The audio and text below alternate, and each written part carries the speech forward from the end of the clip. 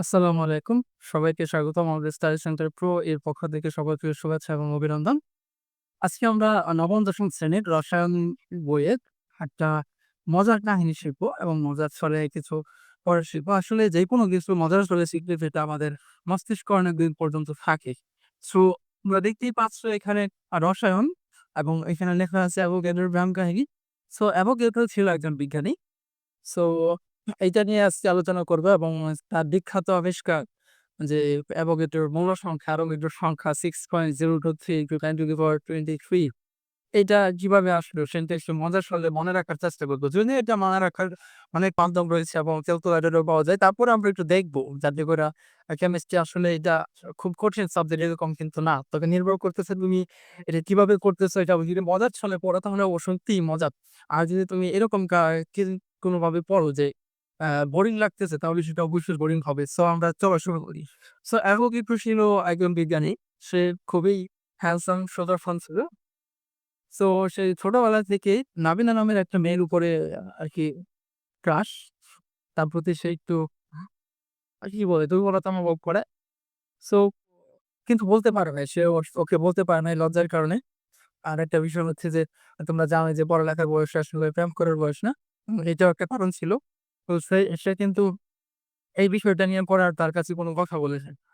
তো যখন সে আস্তে, আস্তে বড় হইলো এবং পড়ালেখায় খুব ভালো করলো এবং একজন বিজ্ঞানীতে পরিণত হইল, তখন একদিন সন্ধ্যায় হঠাৎ করে সে দেখল তার ওই ছোটবেলার ক্রাশ নাবিলা সুন্দর সাদা শাড়ি পরে তার সামনে দিয়ে কেটে যাচ্ছে।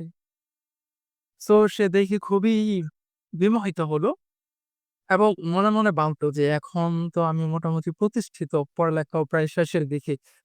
এখন কি আমি ওকে প্রপোজ করতে পারি? যেই ভাবা সেই কাজ। সে একটা ফুল দিল এবং তার কাছে গিয়ে প্রপোজ করেই ফেলল।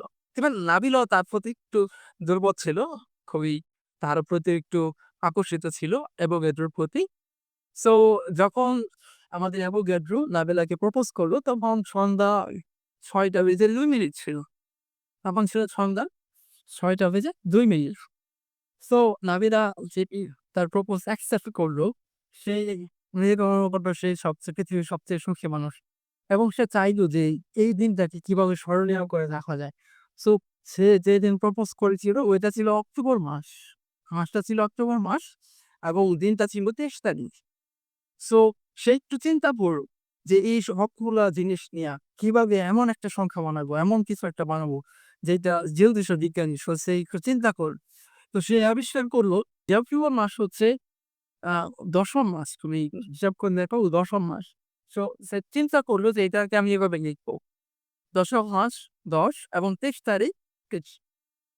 সো এটাই পরবর্তীতে আমরা অ্যালগরিদম সংখ্যা নামে জানি। যদিও গল্পটা মজার ছলে বলছি এবং বিশ্বাস করো সে কিন্তু এখানে আমরা যে বললাম যে অ্যাভোগাড্রো আর নাবিলা। তো আমরা যখন কোন জায়গায় প্রেম করি বা এরকম কিছু করি তখন দেখেছি আমরা যে আমরা বইয়ের পাতায় কিংবা গাছের বাকলে কিংবা অন্য কোনো একটা জায়গায় এভাবে লিখে রাখি অ্যাভোগাড্রো প্লাস নাবিলা। কিন্তু সে তো আমাদের মতো না। যেহেতু সে বিজ্ঞানী। সো সে চাইলে এটাকে আরো অ্যাডভান্স করে লেখার জন্য। সো সে কি করলো এটাকে এভাবে লেখার চেষ্টা করলো নাবিলা অ্যাভোগাড্রো। সো যে যাই হোক এটা মজার ছলেই হোক, যে ছলেই হোক অ্যাভোগাড্রো স্ট্যাম্প করছে কিনা সেটাও আমরা জানি না। যদিও এটা মজার ছলে তোমাদেরকে বোঝানোর জন্যে। একটু খেয়াল করো এখানে n এর মানে হচ্ছে অ্যাভোগাড্রোর সংখ্যার সংক্ষিপ্ত রূপ যেটা আমরা সায়েন্টিফিক এক্সাম্পল একটু পাবো। তো এই সংখ্যা দ্বারা এটা বোঝানো হয়। যতই হোক এটা পানি গল্প। কিন্তু ইউরোপের অনেক দেশেই কিন্তু মূল দিবস পালন করা হয় অক্টোবর মাসের ২৩ তারিখে। যেরকম অন্যান্য দিবস পালন করা হয় সেভাবে মূল দিবসটা পালন করা হয়। এটাকে বলা হয় এক নাইন। এই সংখ্যাটা হচ্ছে এক মূল। এক মূল। যেটা অ্যাভোগাড্রো সর্বপ্রথম আবিষ্কার করেছিল। এবং তার এই সংখ্যাটা আমরা আজও রসায়নের বিভিন্ন জায়গায় ব্যবহার করে থাকি। তো তোমরা যাই হোক না কেন এই সেটা আমি পড়ছি কিনা সেটা আমরা জানি না। তবে তোমাদেরকে আমি একটা কথা বলব, ছাত্র জীবন this is the time for sowing seed of your future life. So এই সময়টা প্রেম করার বয়স না। বিশেষ করে যারা আমরা একটু ভালো লেভেলে আছি, ভালো ছাত্র আছি তাদের কখনোই না। আমার একজন টিচার আমাকে এরকম বলেছিল, "তুমি জীবনে কখনো প্রেম করো না। প্রেম করলে জীবনে না ছাত্র জীবনে কখনো প্রেম করো না। করলে তুমি তোমার ছাত্রত্ব হারিয়ে ফেলবা।" তো আমি ওনাকে জিজ্ঞেস করলাম, "আমি তো দেখছি যে আমাদের অনেক ভালো, ভালো ছাত্র প্রেম করে ভালো রেজাল্ট করছে।" তো তখন উনি বললেন, "যদি সে প্রেম না করতো তাহলে আরো ভালো রেজাল্ট করতো এবং আরো ভবিষ্যতে বড় একটা জায়গায় যাইতে পারতো।"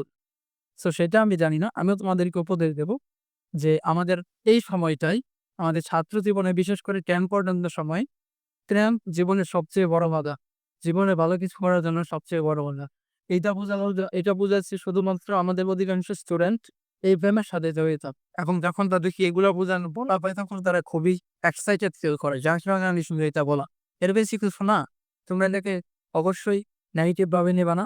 আশা করি তোমাদের ভালো লাগছে ক্লাসটা। তো সবাইকে ধন্যবাদ। পরবর্তী ক্লাসের আমন্ত্রণ জানিয়ে বিদায় নিচ্ছি। আল্লাহ হাফেজ।